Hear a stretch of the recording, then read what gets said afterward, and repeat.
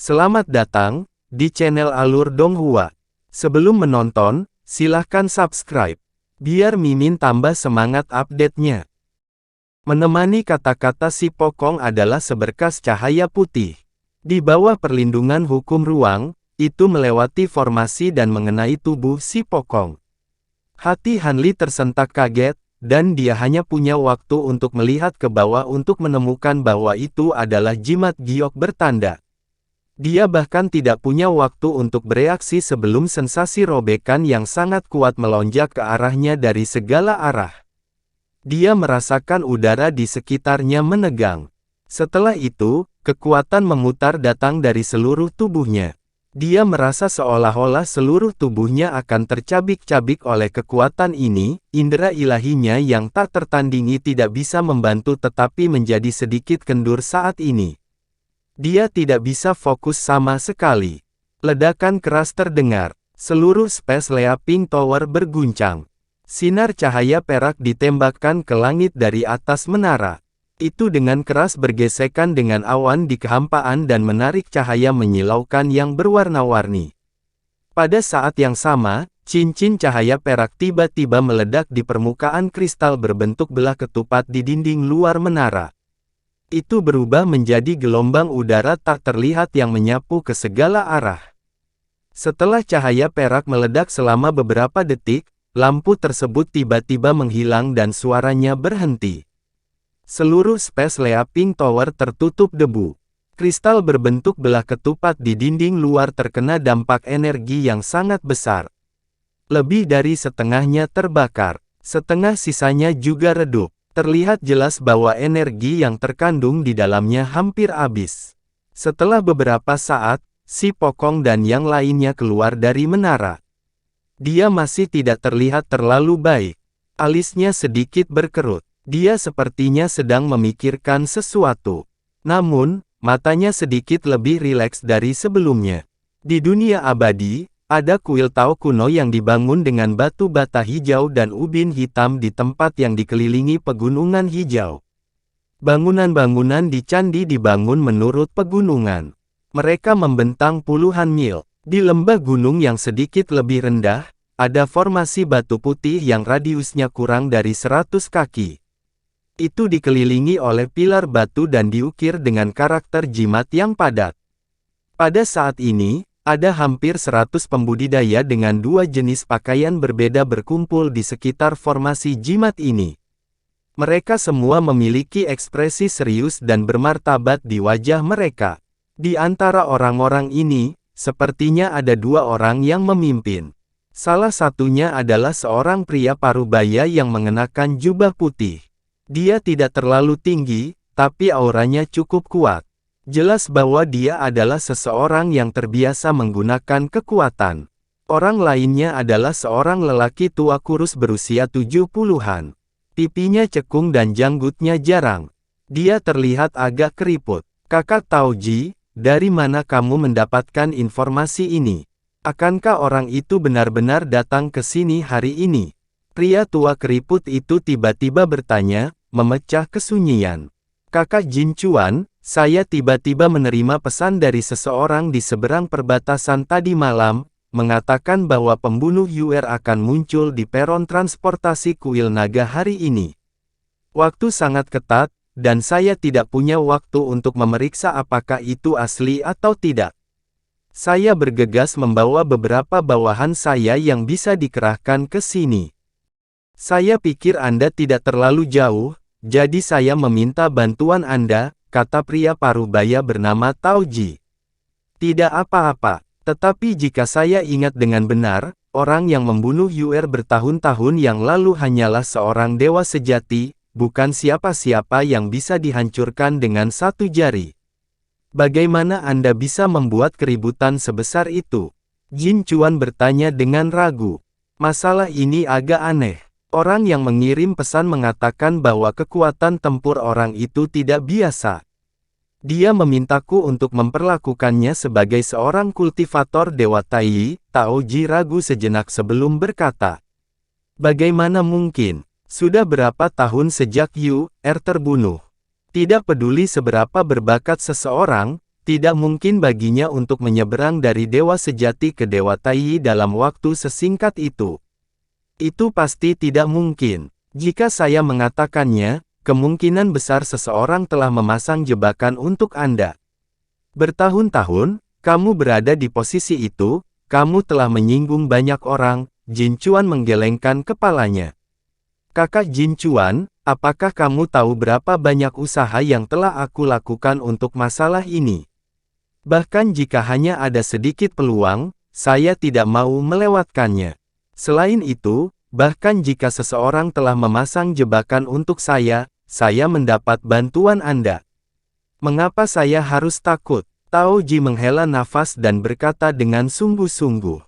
Belum lagi kamu mendapat bantuanku, aku pikir bahkan jika aku tidak datang, dengan formasimu ini, selama itu bukan kultivator Grand Zenith Heavenly, bahkan tidak berpikir untuk mendapatkan keuntungan apapun. Jin Chuan melirik sekitar formasi batu putih dan berkata sambil tersenyum.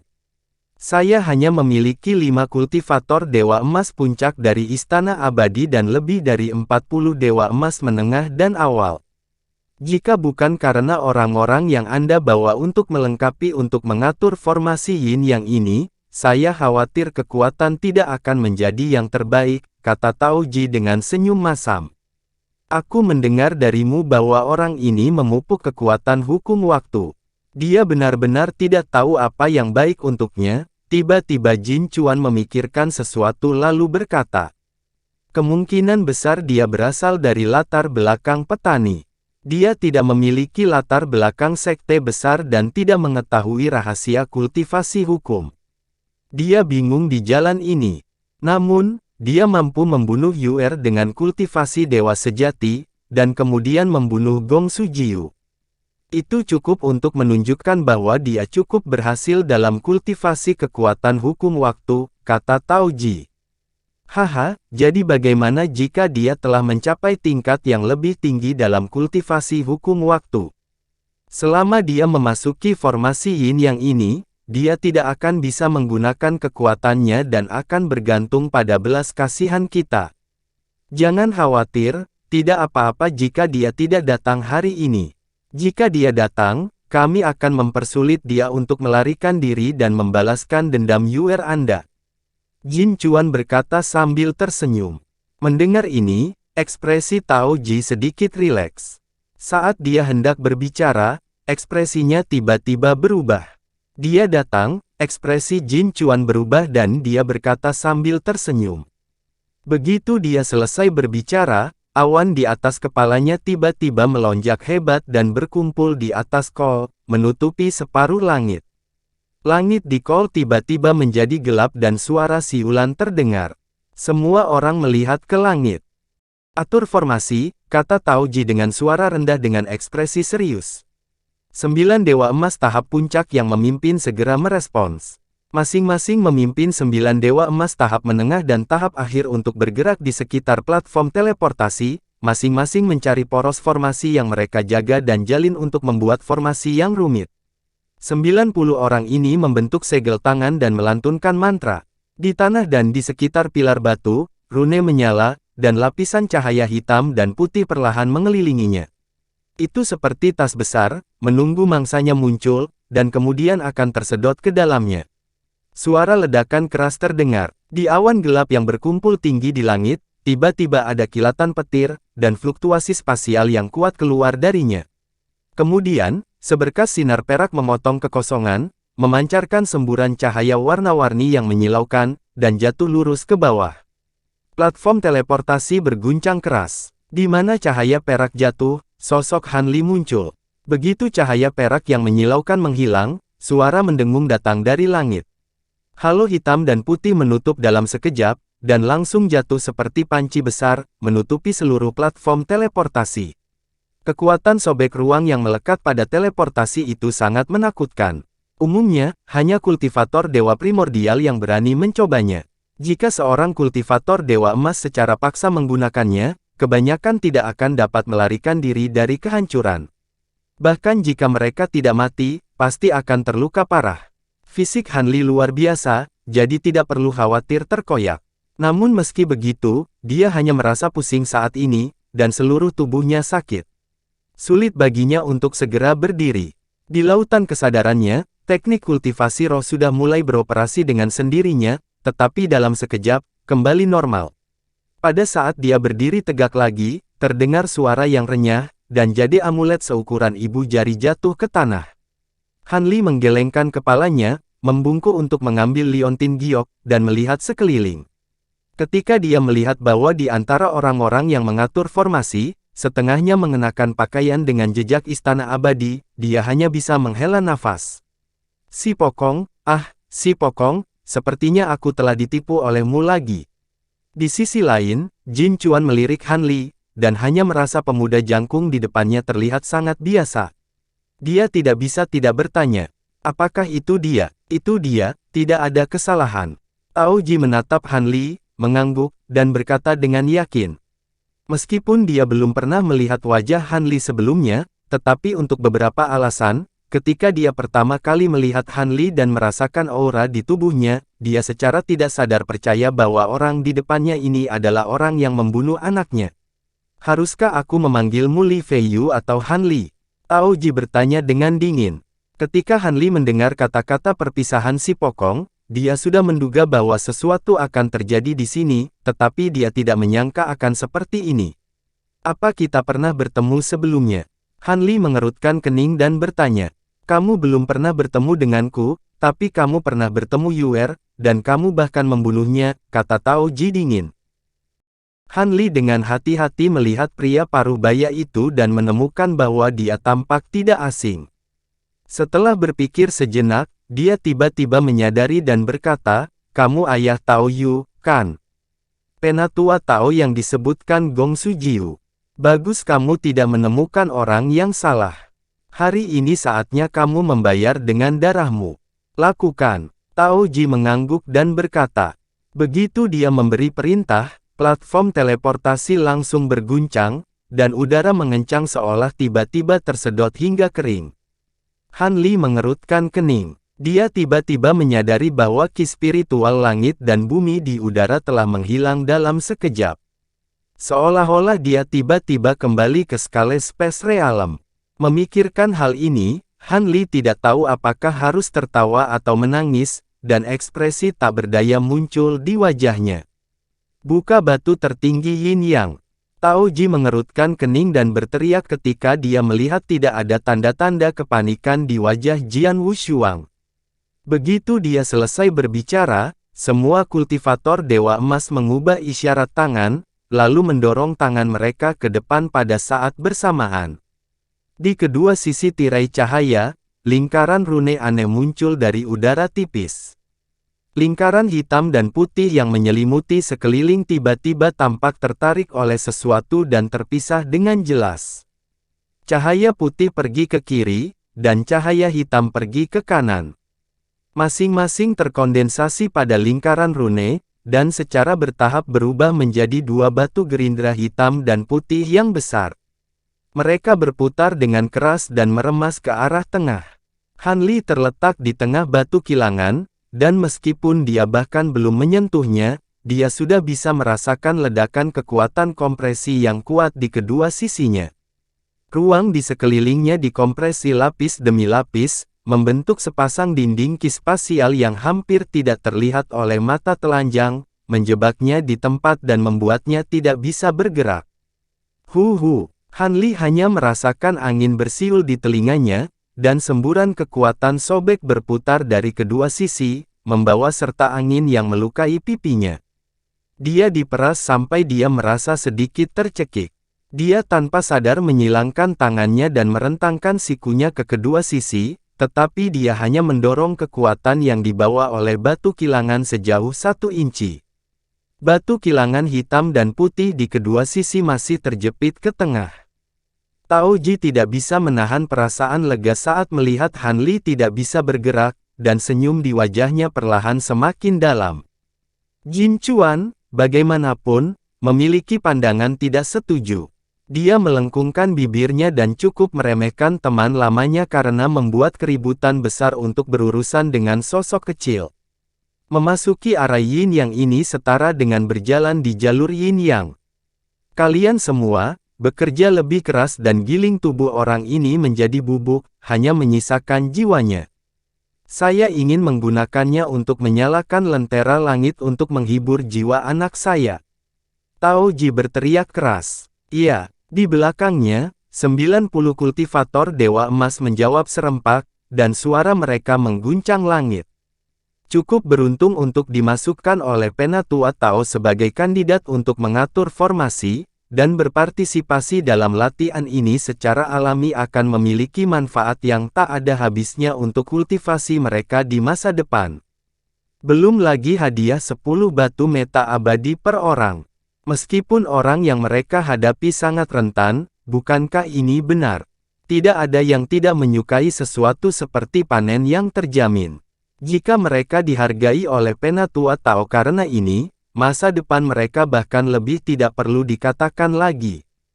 Mereka mengubah teknik satu demi satu, dan kekuatan spiritual abadi mereka mengalir hampir tanpa syarat, mengaktifkan formasi dengan seluruh kekuatannya. Rune pada batu kilangan hitam dan putih bersinar terang, dan tekanan di antara keduanya semakin kuat. Akhirnya, itu benar-benar menekan siku Han Li, membuat suara gerindra yang membuat gigi seseorang sakit. Han Li ada di dalamnya, tetapi ekspresinya tidak banyak berubah, dan dia tidak terburu-buru untuk melawan.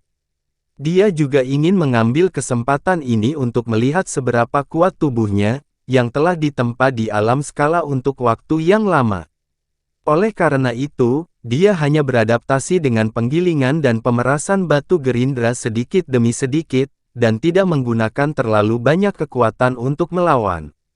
Tentu saja, wajahnya masih bekerja sama dan menunjukkan ekspresi yang semakin menyakitkan. Dia bahkan bekerja keras untuk menenggelamkan kinya ke dalam dantiannya, menahan keringatnya, dan tubuhnya tanpa sadar bergetar beberapa kali. Pada akhirnya, dia hanya menarik lengannya dan tampak seperti menyerah melawan, membiarkan batu kilangan hitam dan putih meremas tubuhnya. Batu gerindra hitam putih bergetar hebat.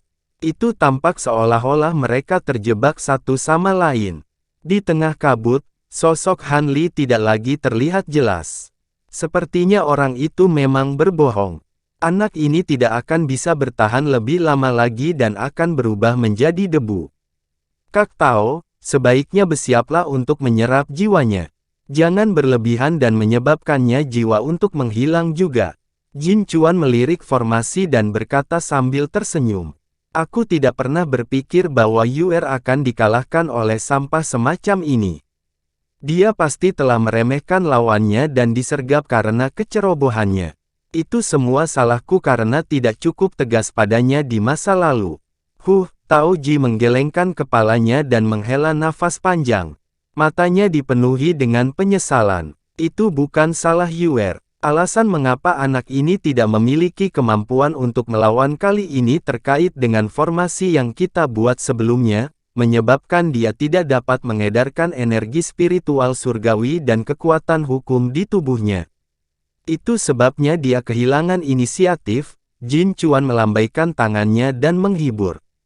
Tidak peduli apa, aku akhirnya bisa membalas Yuer hari ini. Tao Jiji menganggukkan kepalanya dan berkata dengan agak lega. Namun, begitu mereka berdua selesai berbicara, tiba-tiba terjadi perubahan. Tiba-tiba, mereka mendengar suara aneh yang berasal dari batu gerindra hitam dan putih. Ketika mereka berdua melihat ke atas, langsung terkejut menemukan bahwa kedua batu gerindra yang hampir tertutup seluruhnya kini telah mengungkapkan celah. Hanya itu yang kau punya. Anda bahkan tidak bisa membiarkan saya menguji kekuatan tubuh Anda. Suara Han Li tiba-tiba terdengar dari celah, nadanya penuh sarkasme. Ketika keduanya mendengar ini, ekspresi mereka berubah. Tao Ji buru-buru berteriak, aktifkan formasi dengan seluruh kekuatanmu dan hancurkan dia. Dengan perintah ini, Dewa Emas lainnya, yang baru saja menghela nafas lega, tidak berani mengendur. Satu demi satu, mereka mengerahkan semua energi spiritual surgawinya dan menuangkannya ke dalam formasi Yin dan Yang. Namun, setelah batu gerindra hitam dan putih diresapi dengan kekuatan ini, cahaya permukaan di permukaan menjadi lebih terang dan kekuatan penghancuran menjadi lebih kuat.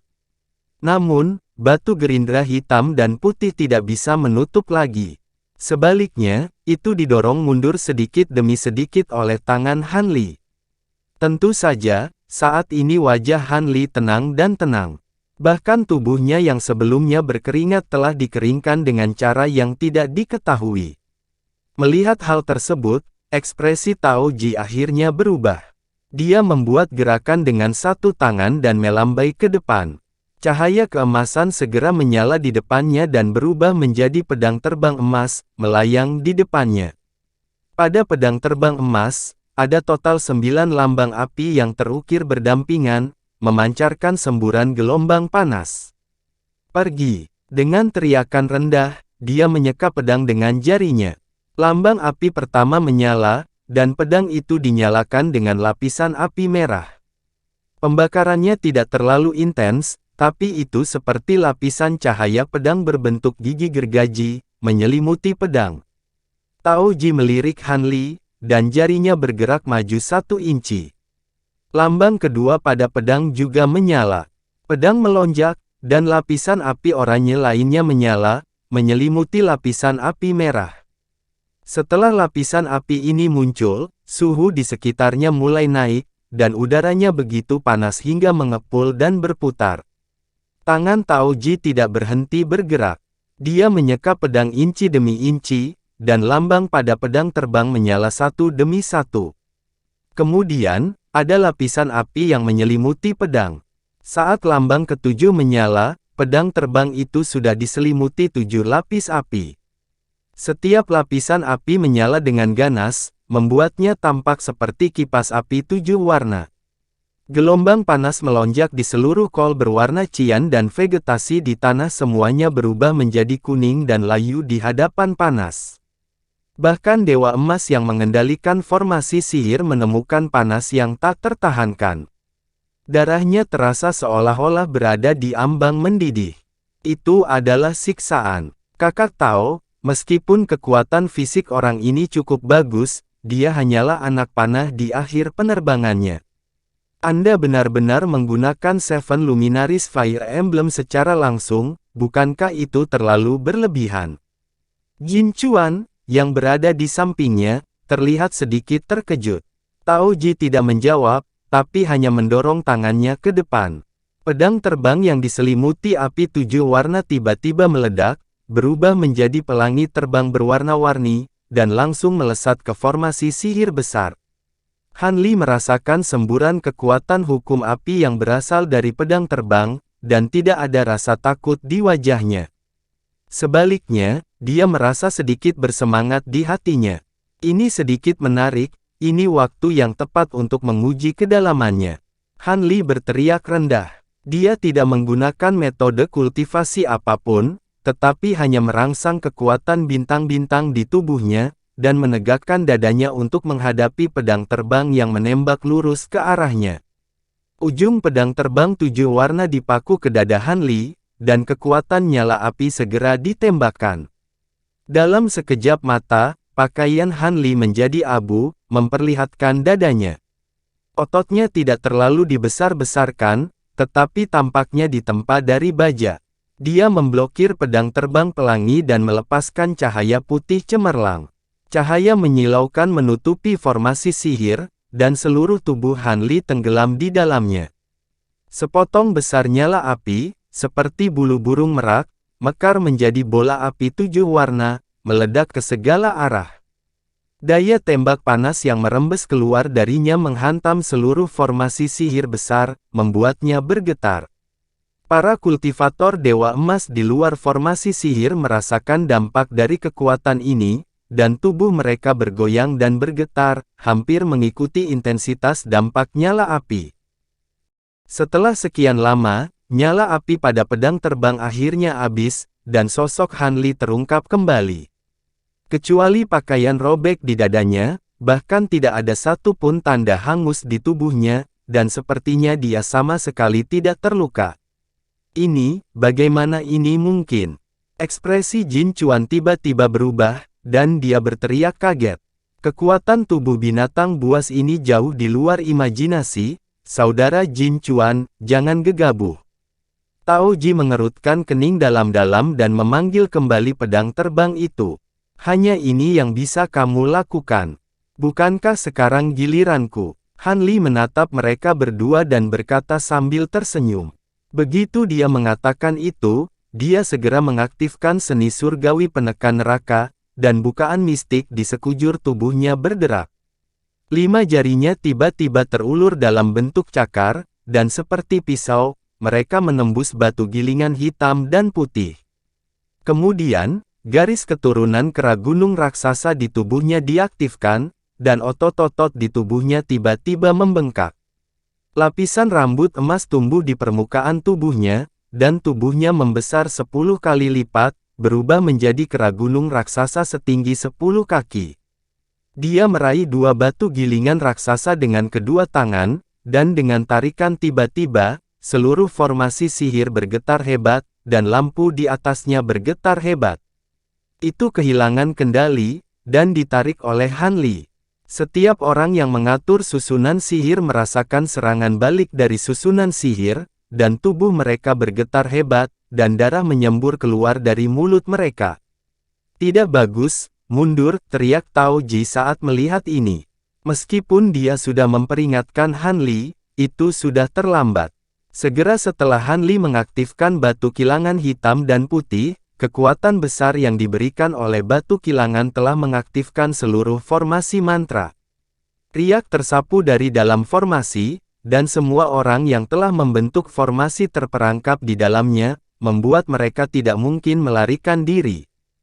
Han Li mengayun ke kiri dan ke kanan, dan batu kilangan raksasa di tangannya menghantam kepala orang-orang yang memasang formasi sihir.